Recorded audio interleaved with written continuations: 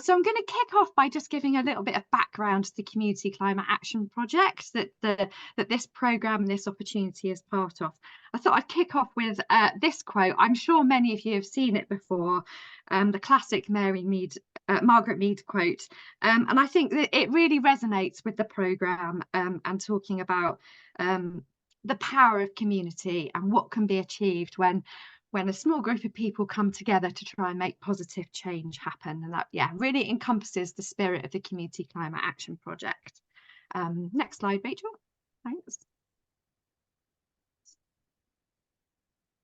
And so just thinking a little bit about why is it that we think community-led climate action, climate and nature action is really, really important. And I suppose during the COVID pandemic, it was really demonstrated the incredible and important role that communities can and did play in responding to a crisis. And the climate and nature crises are no different. Communities have a really, really vital role to play. And I think this lovely graphic sums it up really nicely. There's a lot we can do as individuals. There are things that can be done by governments and local authorities, but really a critical part of the jigsaw are communities. And if we do want to respond rapidly and fairly to the challenge of the climate and nature crises, and do that in a way that also improves people's quality of life, then communities and community-led organisations have really got to be a key part of the mix. Next slide, Rachel, please. So just to give you a little bit of an overview of the Community Climate Action Project. So this is the bigger project that this learning and mentoring programme sits within. So primarily, it's about taking action on climate and nature, but importantly, it's about doing that absolutely in parallel with improving the quality of life for local people and responding to systemic inequality. And that's really the sort of just transition element in terms of making the journey to net zero as fair and equitable as possible. It's about promoting the critical leadership role that communities can and should have in the city's response to the climate and nature crises. And a key part of the project, and what the learning and mentoring programme is really focused on, is the co-creation of community-led climate action plans. There's lots of other different elements of the programme. So it's running over 3 years. There's some fantastic live community projects going on at the moment with some of our community partners. We've developed a new community leadership panel on climate and just transition. We've got some great transport work going on and some creative commissions. And the whole programme is supported by the National Lottery's Climate Action Fund. Next slide, Rachel.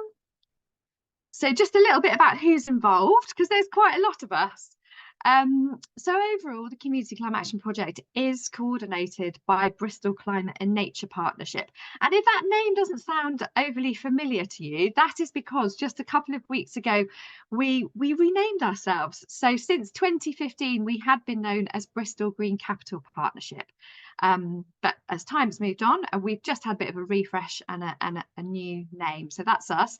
So we're the overall coordinator of the project. As I said, it's supported by the National Lottery.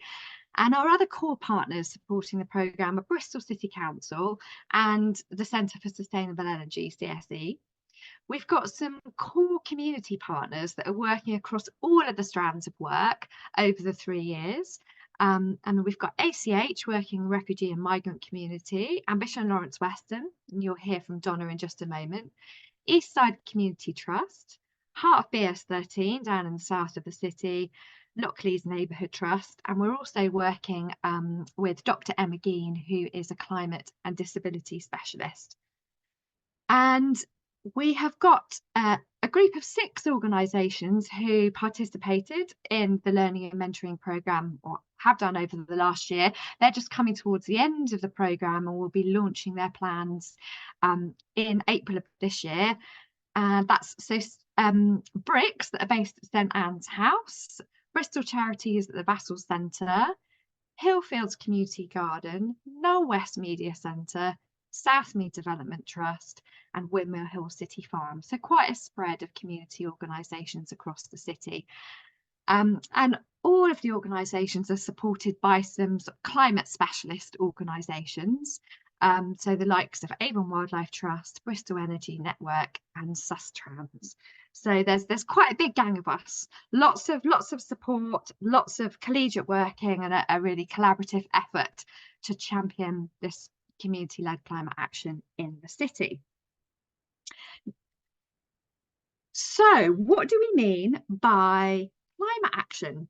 I think sometimes there's a certain perception about what that means, and you know, a bit of a tree hugging or a particular demographic of people, perhaps people going around throwing orange paint over stuff and things like that. But climate action, climate and nature action is happening everywhere, every day of the week, across the city, in all communities, geographic communities, communities of interest, but maybe not always labelled climate and nature action. Sometimes it's just the way people live their lives, and it's that type of activity is bringing a whole range of other benefits. So it isn't just about the climate and nature outcomes, health outcomes, improved well-being, development of skills and new jobs and education, reducing social isolation, reducing energy bills, food waste, and looking at things like fuel poverty and food poverty. So really permeating everything that really community organisations are focused on.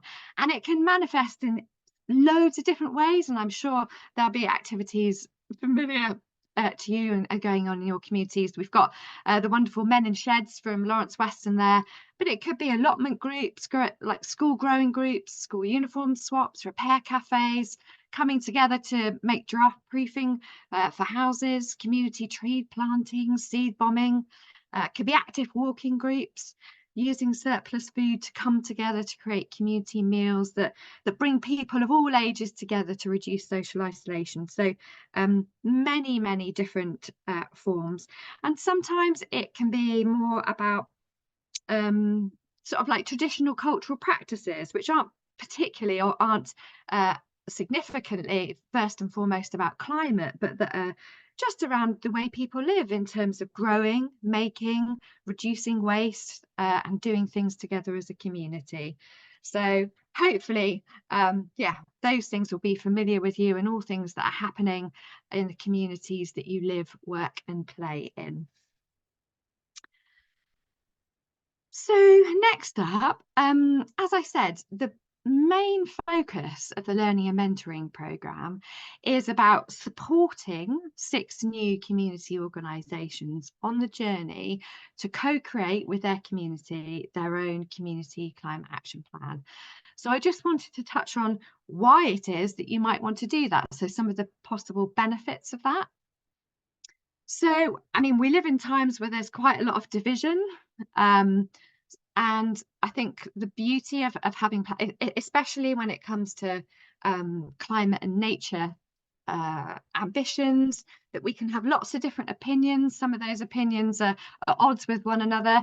And I think going through the process of creating a climate action plan can really help to sort of unite a community around a positive, collective vision for the future.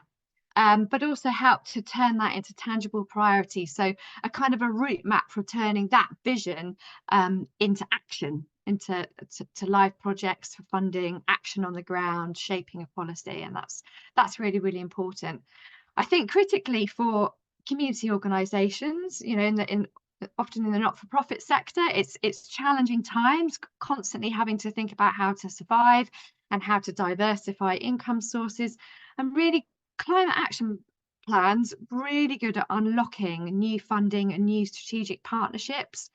Many, you know, most of the key grant funders and foundations in the UK now are making climate a key criteria. So having a climate action plan can be a really robust way of demonstrating that your organisation is serious about that and you've got priorities you're delivering on. So that can be really useful.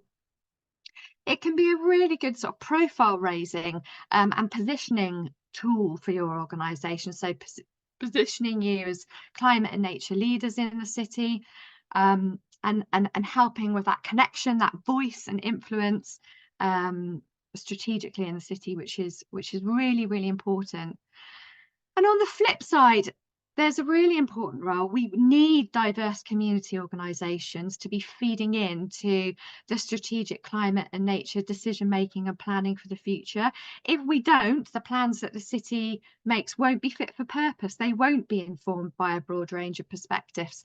So by having more and more community organisations co-developing plans, identifying priorities that are important both climate-wise, but also socially, for communities, it really helps to feed in, make sure that those strategies and that strategic planning of the city around climate is representative of the diversity of communities within our city and fit for purpose.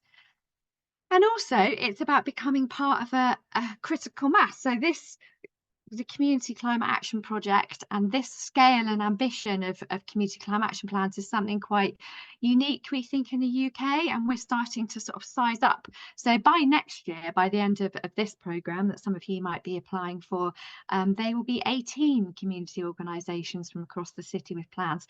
Now that's a real critical mass, a strong collective of community organisations that can collectively champion and be quite a force to be reckoned with, I think, in terms of sort of strategic voice and influence, but being really supportive of one another, and being able to feed into that strategic shaping. So that gives you a little bit of a flavour, but don't take my word for it. I am going to hand you over to one of our brilliant community partners who's been involved in the project for several years, Donna from Ambition Lawrence Weston, just so that she can share a few reflections on why having a community climate action plan has been really useful for the community of Lawrence Weston. So over to you, Donna. Unmute myself, that's the start. Yeah, thanks, Amy. Good morning, everyone, and hi, Ash. So Ash is one of our community-wide partners up in Sharhampton. So I've just been asked just for a few minutes, so I'm going to be sticking around for the whole session. So if anyone's got any particular questions, I'm happy to answer them in the Q&A. But just to give a brief kind of overview, I suppose, from Lawrence Weston's point of view. So first of all, why did we get involved? Why did we want to have a plan? And so we kind of got involved in cohort 1 back in 2020, just as we were kind of coming into a lockdown, the start of a pandemic. So it was quite difficult for us, but we were keen to kind of be involved because we were involved in Lawrence Weston in a lot of projects. So particularly like retrofitting, and we had a planning group, and we were starting our journey to building a wind turbine, and we were doing fuel and poverty advice, and it kind of all of these things. So what Amy mentioned before, like all the activity that's going on in the local community is kind of what is already happening that can positively link to climate action. So you have what you would think is climate action, and then you have other projects which have a positive outcome on both climate and nature. So it kind of is bringing everything together, and that's the kind of key. It's like all of these things which you will all be doing anyway is kind of a way that we can kind of bring everything together and framing issues in terms of what your community cares about. So there'll be little pockets of in your community. So say you might have a gardening group or a men in shed group, and is kind of bringing all of this together, that all of your community will find really important, and is kind of bringing it together in one document.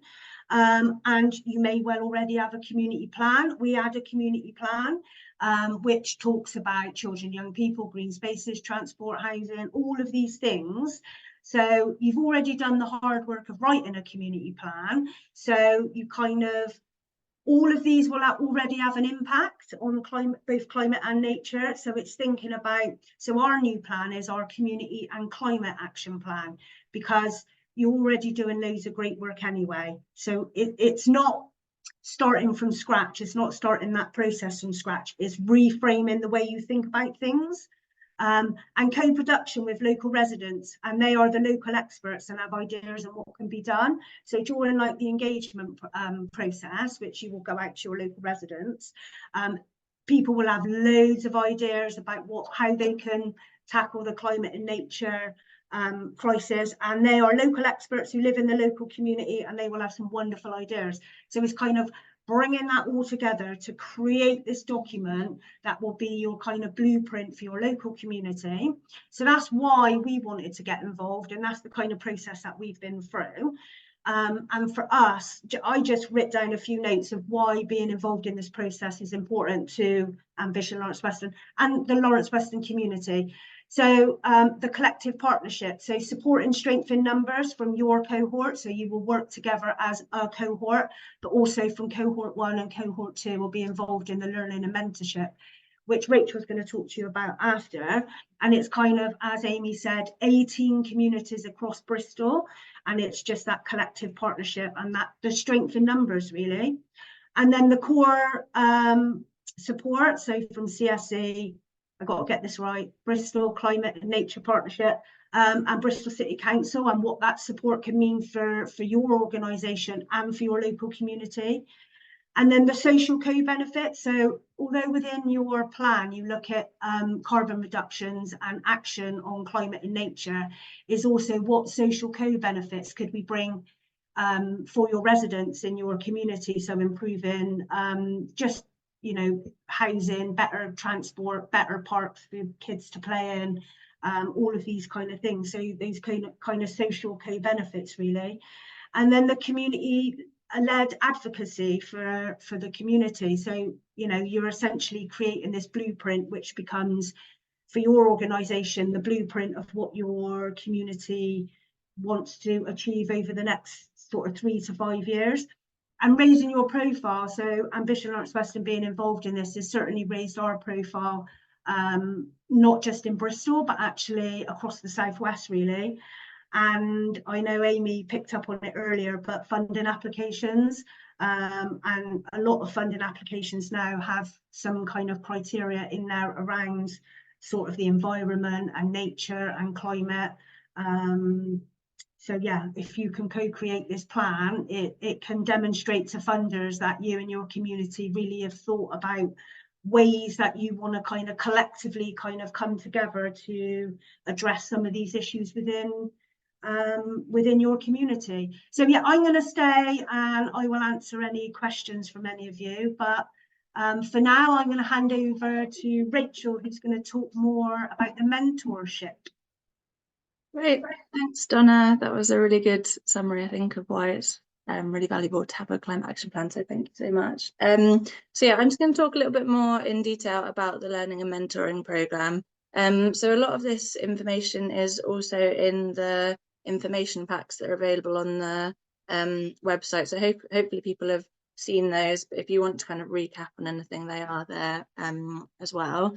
But so the programme is running over the course of a year, so it will start on the 1st of May. That'll be when the first workshop will begin, and you will launch your Community Climate Action Plan at the end of April, so it's May 2024 till April 2025.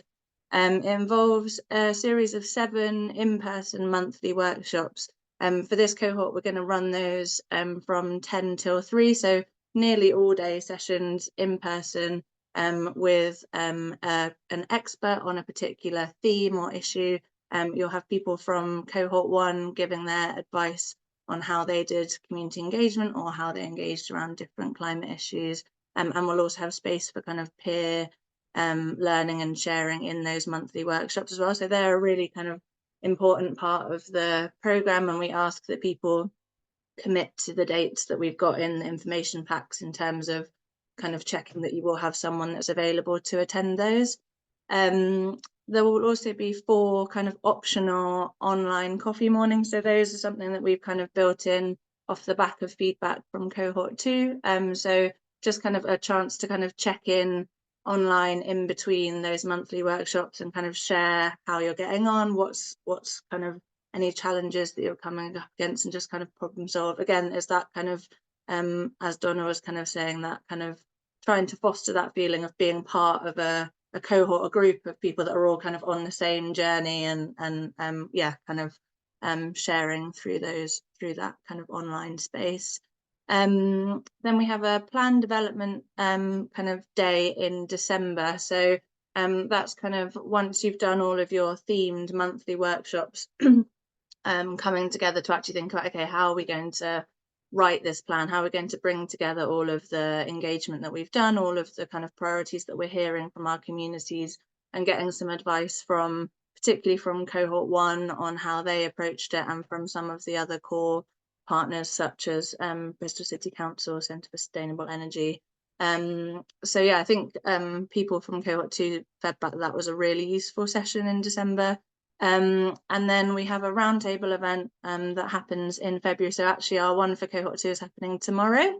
And we have a really wide range of different kind of citywide strategic experts and experts on different themes, and people with kind of insights from kind of what's happening at that kind of like policy level or kind of opportunities that are coming up. So giving you advice basically just as you're about to kind of get your plans kind of written and on paper, just to kind of like really ensure that those priorities and actions that you're setting out are kind of realistic, that they're ambitious enough, that they're also kind of fitting in with kind of strategic priorities or things that are happening in the city. So yeah, that's a really good way to kind of connect with yeah, those kind of like city leaders and make those kind of partnerships, as well as Amy was kind of talking about, and thinking about potential funding as well moving forward. And then we have support from a climate and disability expert to ensure that the engagement is accessible. So we're putting a real emphasis on that this year, and there's a kind of particular amount of the bursary that we're saying should be focused on ensuring that your engagement and that your plans are inclusive and accessible, and we'll be there to support you with that.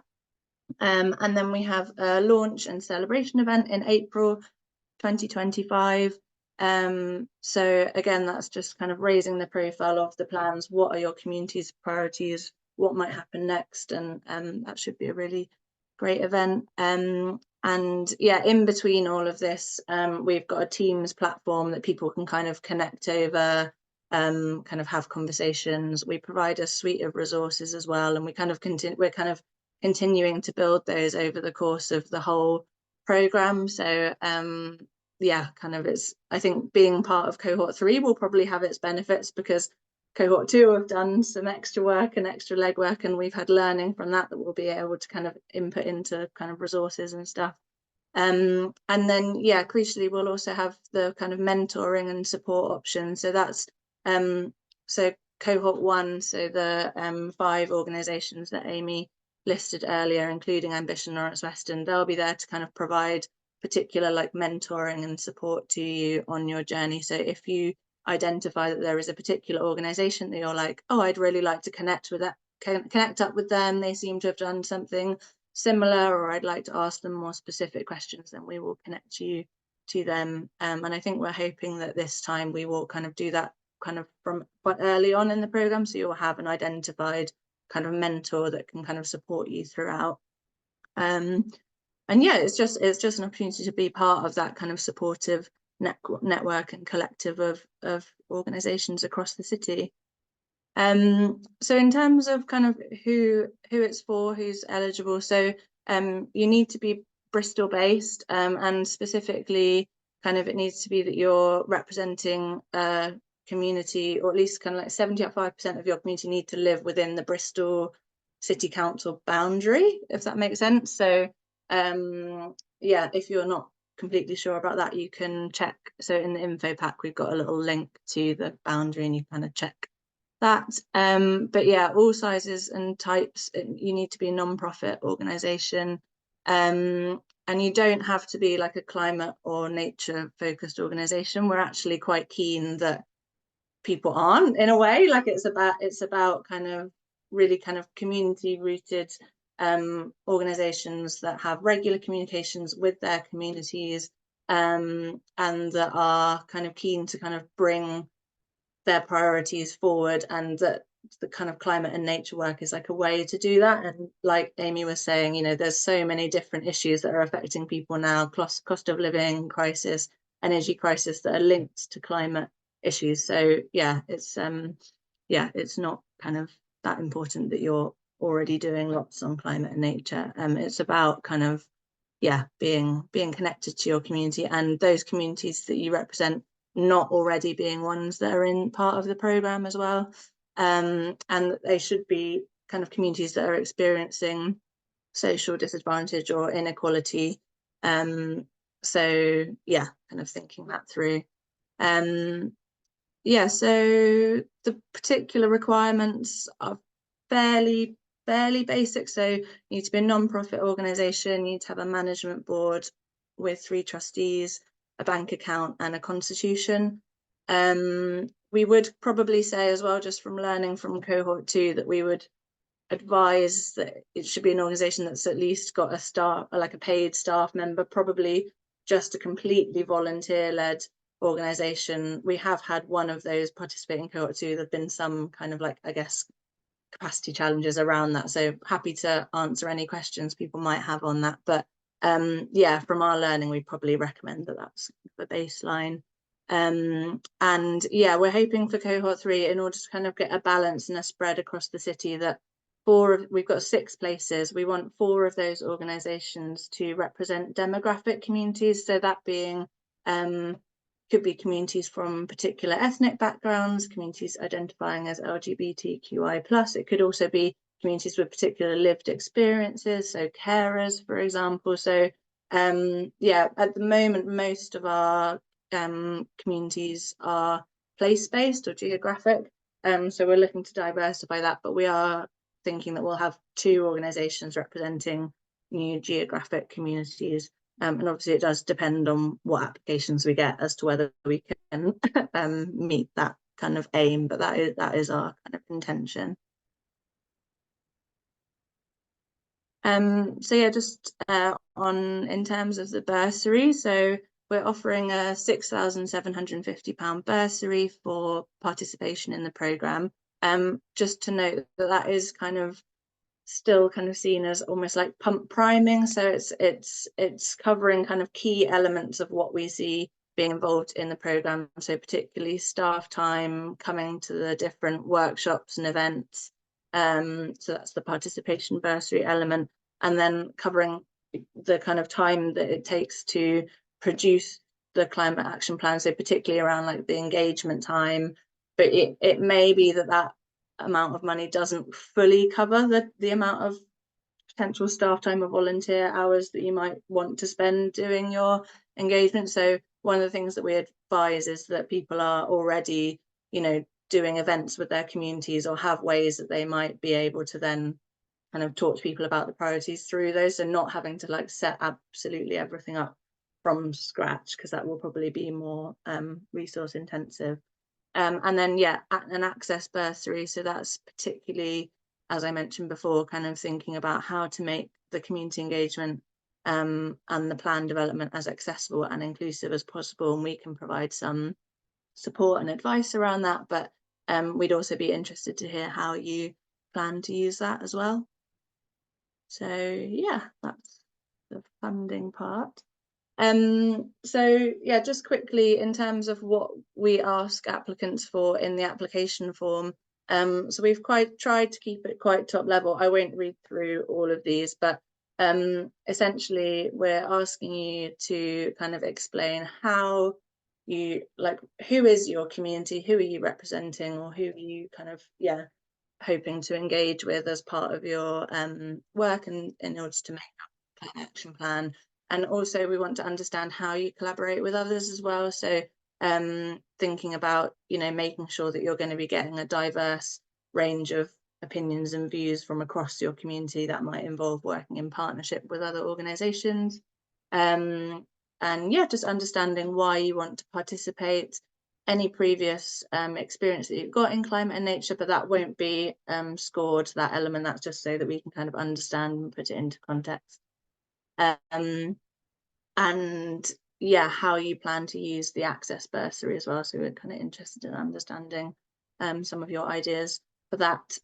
And yeah, there's a few things that we just ask you to confirm. So one of those being that you've got a paid staff member who could attend all of the planned workshop dates. So yeah, the way that you can apply is you can fill out the Google form, which there's the link on our website, so bristolclimatenature.org. You'll find, I think it's currently on a news piece that's featured on the website, and you'll find the information pack and then the link to apply on there. You can also download a Word document and fill that out and send it to us by email.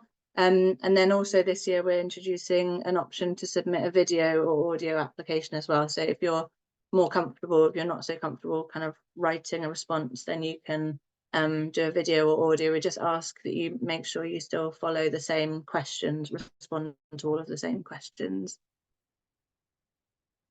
And yeah, just a quick bit on the timeline. So the deadline's the 27th of March at 10 AM. We'll then be reviewing those with partners, and we will let people know by the 10th of April. We'll then do some onboarding throughout April over email, and then on the 1st of May, that's when we've got our first workshop. Great, so I'm going to stop sharing now, just to say, because we are recording, if anyone's not comfortable with their face being shown on screen, feel free to turn your camera off, because I'm going to stop sharing now. And we have a little bit of time for any questions.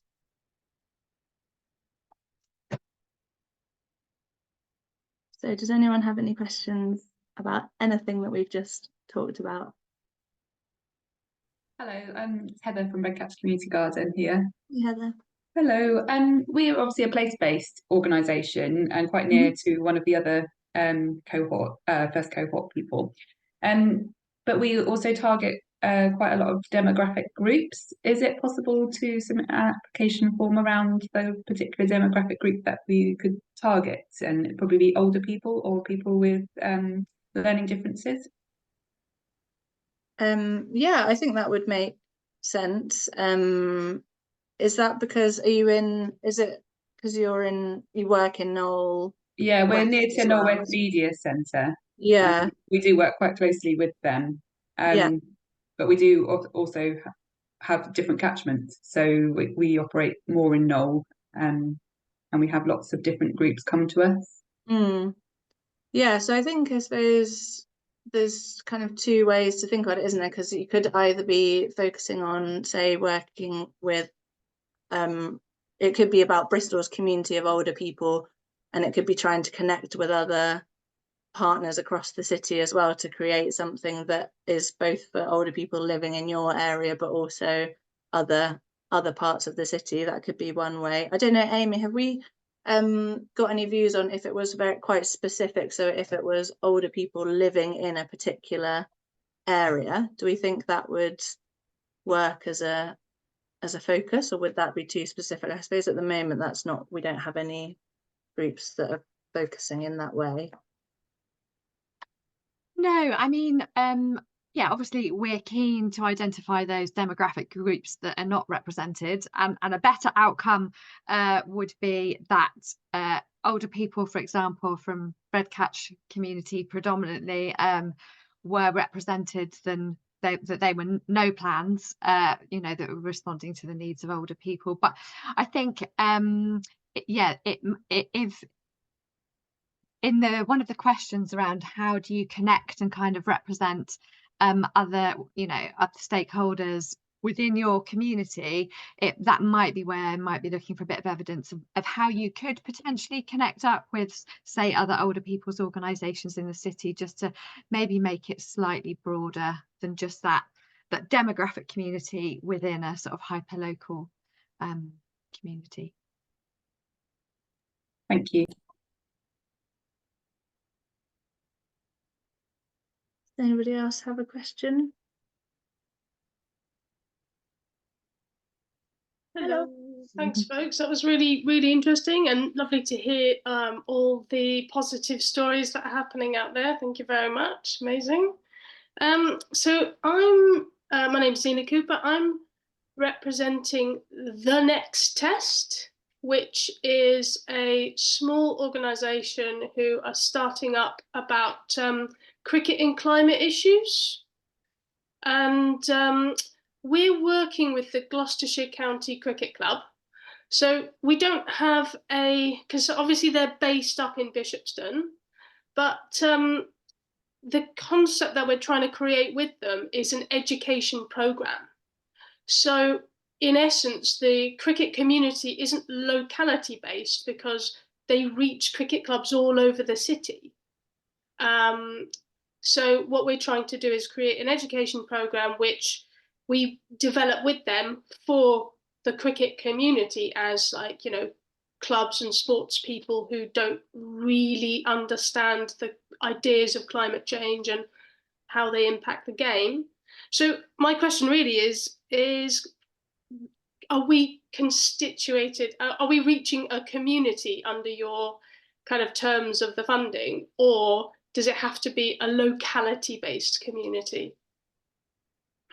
Amy, do you want to come in on that? Yeah, because I think we're aware of we've seen some of the work that's been going on, I think, with you and which is great. And I think effectively the cricket community is a community of interest, isn't it? It's not. So yeah. I think it's quite interesting. We're really keen with the Community Climate Action Project to be connecting with really diverse range community, you know, big communities in our city, and also cricket in particular, from my experiences in the cities, it's very cross-cutting, it's very intersectional in terms of some of the, you know, a lot of the communities involved. So I think it would be really interesting to have a community of interest that was linked to sport, where there is perhaps less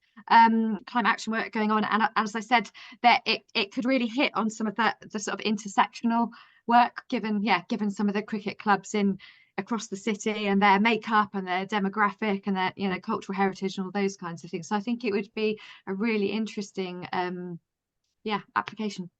Fantastic, thank you very much.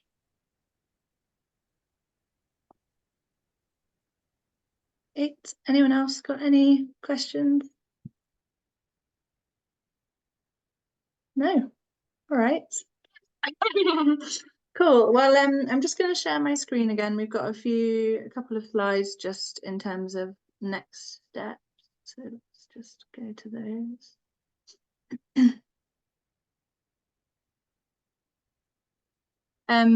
Okay, so what next? So in terms of the kind of guidance, so I've kind of mentioned there is a kind of longer document, information pack document on the website that you can read to kind of check eligibility and kind of check through the dates, the scheduled workshop dates, and kind of just, yeah, make sure that you kind of understand kind of the aims of the programme and what's involved.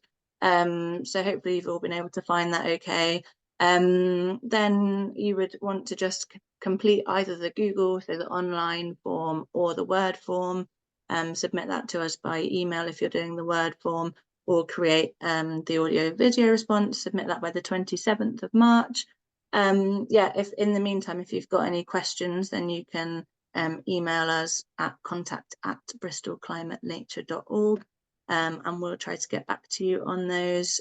So anything regarding eligibility or any other kind of questions, we've tried to make it quite clear in the information pack in terms of the eligibility, because obviously, as there are already existing climate action plans in certain geographic communities, we aren't necessarily, so if you're in a geographic community that already has a climate action plan and you're not sure whether you can apply, we've noted in the information pack, it might be worth just emailing us just to double check before you put all the effort into filling out the form. So yeah, maybe just to mention that.